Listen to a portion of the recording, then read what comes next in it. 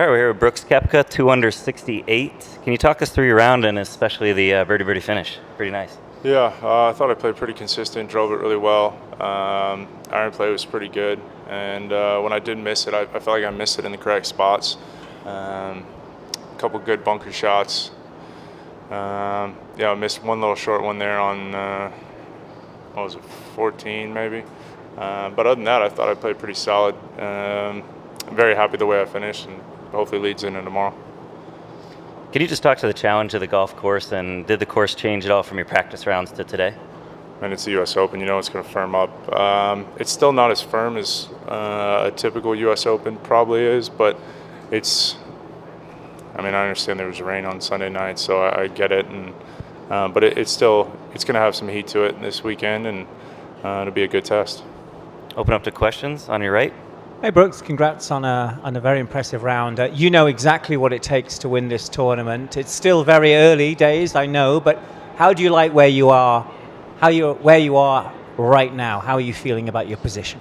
Yeah, I feel good. It's nice to put a good round together. It's been a while, and been working hard. Just got into some bad habits and bad swing positions, and we worked pretty hard last week. Pete Cowan and Jeff Pierce were on me pretty good, and then Pete got into me again on Monday in the bunker for about 45 minutes, and I just sat there, and he scolded me pretty well. It's just a matter of executing what the feels first perception of where I've been. I think it's been so far off. It's on opposite sides, but now it's starting to click. Unfortunately, we're about halfway through the season, so that's not ideal, but we're learning. Over to the left, Luke. Hey Brooks. Yeah, Pete was saying that you've been working really hard, tuning up a few things in your move. I'm just wondering what specifically he's talking about there, and that you just referred to there too. Like, what specifically you work? You're just getting the club in a better spot. Like I said, my perception of where the golf club was and where it was 8 inches off, 9 inches off, and even we spent all last week. From when I got there at RTJ on Tuesday, I think I didn't play the golf course Tuesday or Wednesday. We just sat in the range and hit balls. Some long hours last week, but it's starting to feel good. It's starting to click, and it really actually I'm starting to see the ball flight of old, where it's a nice little fade and not. I don't have the two-way miss going. Very consistent now. Back right, Mark.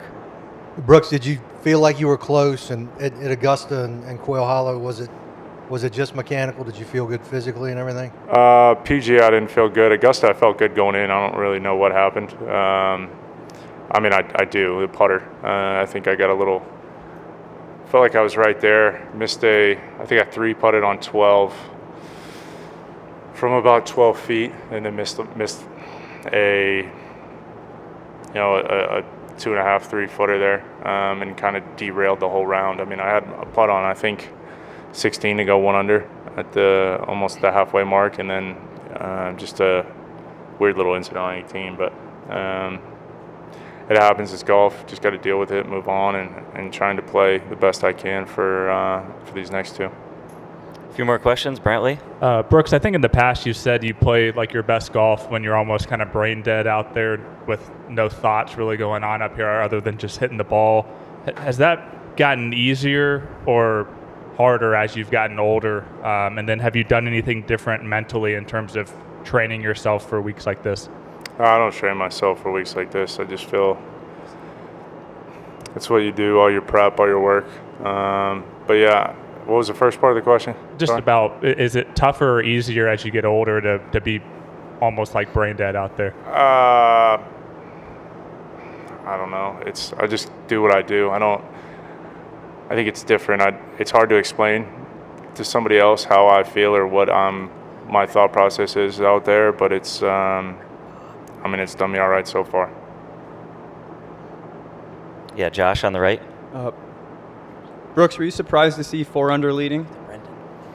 No, I definitely think it was gettable. I think if I don't miss the 3-footer, I'm at 3, and maybe put the ball in the fairway off 10, probably have a good chance to shoot 4. So and I thought I played pretty solid. So yeah, I mean, I definitely could see 4. Look, it's a hell of a round. 4 under in the U.S. Open's always pretty good. When you see scores like that, like specifically at a U.S. Open where it's harder to get birdies, does that change a mindset, or how do you at least maybe try to have that not change your mindset when that thought gets in? I'm more focused on what I'm doing, more focused on how to just keep plugging away and get through some holes, get through tough holes, and try to take advantage of the easy ones. Yeah, Brendan on the left. From the days when you would show up at a week like this feeling like the favorite to, you know, a week like this now, can you compare and contrast that? Like, do you show up feeling differently? Like, how much differently maybe do you feel than you did, say, 10 Don't years? feel any different. I still feel the same. I'm still the same person. Yeah. Just mechanics were off. That's simplest. But you know, did that for about a year. So getting on the right track, and it's starting to. I don't know. I guess if you look side by side of what it was, maybe in 13, it probably looks a hell of a lot similar. Because, you know, everyone always points back to the comment at, what was it, Bethpage, you know, 5-10 players, whatever, can win this week. Like, do you still think of yourself like that way, like, or has that changed at all? I mean, I don't talk about it. You guys talk about it. So Fair. You said that it was your quote, though. it was. I said it once, and now everybody repeats it. So There's 2 more questions, Bob and Adam. Brooks, I don't think you'd ever miss 2 straight cuts in majors in your career. Just wondering if you could put in perspective maybe how frustrated you were.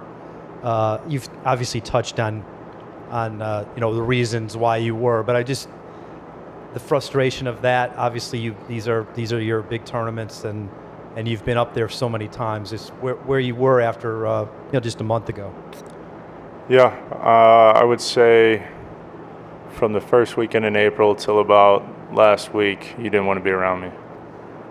It drove me nuts. It ate at me. I haven't been happy. It's been very irritating. It's a lot.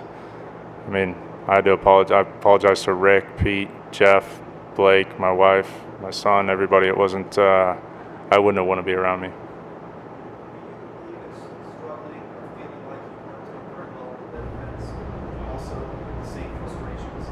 Yeah, of course. I mean, I wasn't consistent enough. When I felt like I cutted one, it was drawing. I felt like I blocked one and it would go straight. I just had no sense of reality of where things were. My perception was, like I said, it was so far off. But I haven't seen it on video today, but I would probably look that my swing looks quite similar to how it did in 13 or in years past. It's definitely trending in that direction. Last question, Adam. Brooks, can you give me a clean snippet of what that scolding from Pete sounded like? I'll put it this way. JT thought he had to come check on me in the bunker. We were in there for about 45 minutes. He was on the other side of the green, and I saw him Monday night. We were at a Rolex function, and he was like, I was worried. Your head was down. But yeah, Pete, I'll keep that between us. I think I wasn't happy with it, but it was something I think you need to hear, or I needed to hear at the right time. And it's not the first time he's done it. He's not afraid to. When was the last one? What? When was the last one? Aaron Hills. Oh, that long ago? Yeah. So I don't like having yes people around me. I just want somebody to tell me the truth, tell me what's going on, what they see, and if I start swaying from being Brooks Koepka, then I want someone to call me out on it, and he did a hell of a job on it. Thanks, Brooks. We appreciate the time. Thanks.